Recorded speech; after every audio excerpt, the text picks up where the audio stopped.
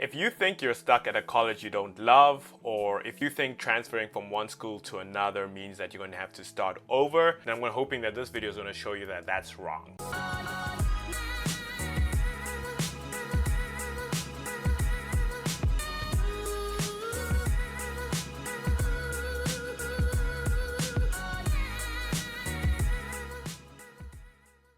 In this video, I'll actually show you how international students like yourself can transfer between US colleges like a pro and basically also save up thousands of dollars and also level up your degree and skip the mistakes.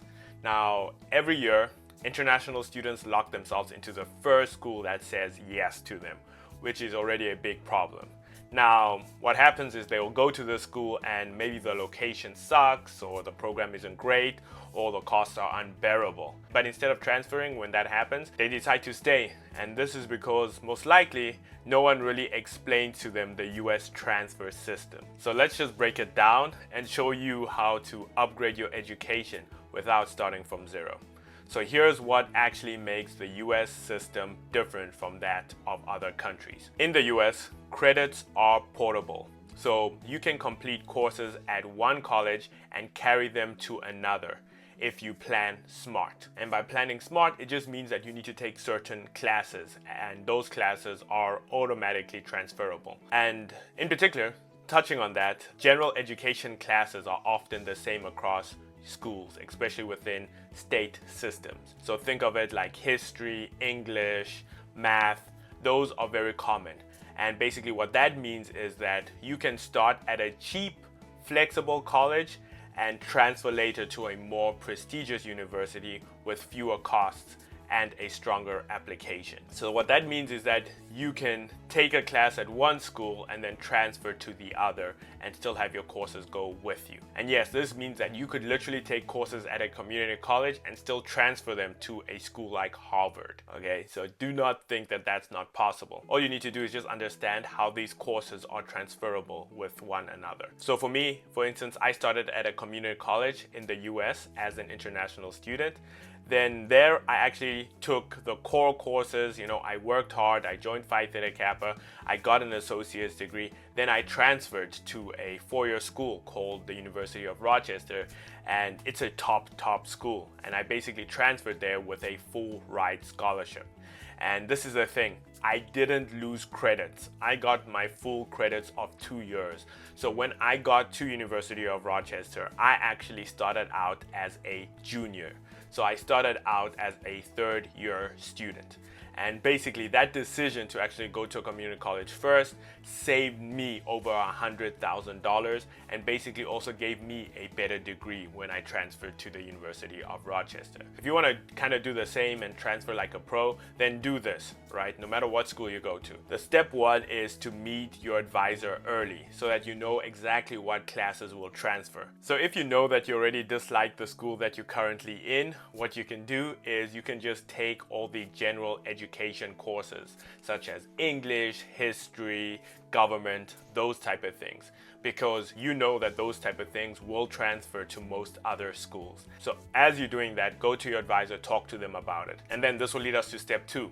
You need to choose a target school and download their transfer credit policy. This is because you'll then understand what classes you need to take and what classes can actually transfer to that school that you're wanting to go to. And that will actually lead us to step number three, which is you need to maintain a strong GPA. And I know, even if you're at the school that you hate, you need to somehow maintain a strong GPA.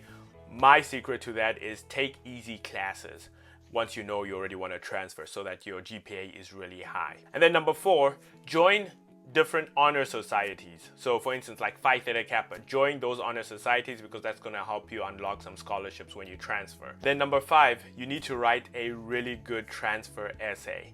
Now I actually walk through how you can write a very great essay that's going to leave admission officers wanting more in one of my previous videos, so I'm going to put it up here somewhere so that you can go and watch that video. But basically step 5 is to make sure that your essay is really good and also addresses the fact of why you are transferring. And that's it, you're going to apply afterwards. And basically that's the way you can kind of level up by transferring. Now there's one thing I want to talk about, which is the myths about transferring, right? there's a myth that transferring is hard. And that's not true. Transferring is more so strategic than it is hard. If you follow those 5 steps that are outlined above, then it's not as hard to transfer from one school to another. But of course, you also have to show some documentation that you'll be able to financially pay once you are transferring. Even as an international student, you'll be able to still get a visa and an I-20 when you're transferring to the other college. You just have to talk again with your advisor, and it's quite straightforward on how you can transfer. It's not as hard. Now, there's another myth which says you'll lose all your credits and have to start over. Again, this is a lie. You'll only lose credits that you didn't carefully plan. And what I mean by that is if you took unique classes that are only in that college, then when you try and transfer them, it's going to be very hard for those credits to be transferred to the new institution. But new institutions love working with you, especially if you're trying to transfer to them. They'll work with you to try their best to transfer as many classes as possible. Myth number 3 is that you'll be looked down upon. And this is actually a very big myth because a lot of top schools love transfer students. And this is because transfer students bring a different type of dynamic to the campus, right? So instead of them coming in with typical freshmen, they actually come in as sophomore and juniors, and they have a different perspective, which helps diversify the campus. So schools love transfer students, and they also love the fact that you're leaving one school to come to our school. So that makes them feel really, really cool and good about themselves. So having said all of this, I want to tell you this as an international student. Do not be scared to transfer. It's totally possible and it's totally normal. Lots of Americans transfer, and you should also take advantage of it, especially if you do not like the school that you're currently in, or if you just want to save money. These are valid reasons to transfer, and you do not have to be fearful about transferring. Yes, there's going to be some more requirements when it comes to your I-20 and all of those type of stuff, but your advisors will work with you in order to get that across the line. It's not that much harder. I mean, if you already have an I-20, you don't have to do an interview again or anything like that. It's literally, you just have to prove to them that you have the funds required to start at that new school, right? So you just have to show to them that you have the bank account with the money inside for the amount that they say you're going to have to pay at that school. So again, transferring is not that bad, and you definitely need to look upon it as an international student, as it can save you thousands of dollars. Now, if you like this video, definitely like and subscribe to my channel. I release weekly videos about international student affairs. If you have any questions or comments, leave them down below in the comment section. I try to get to every comment. So thank you so much for watching, and I'll see you in the next video.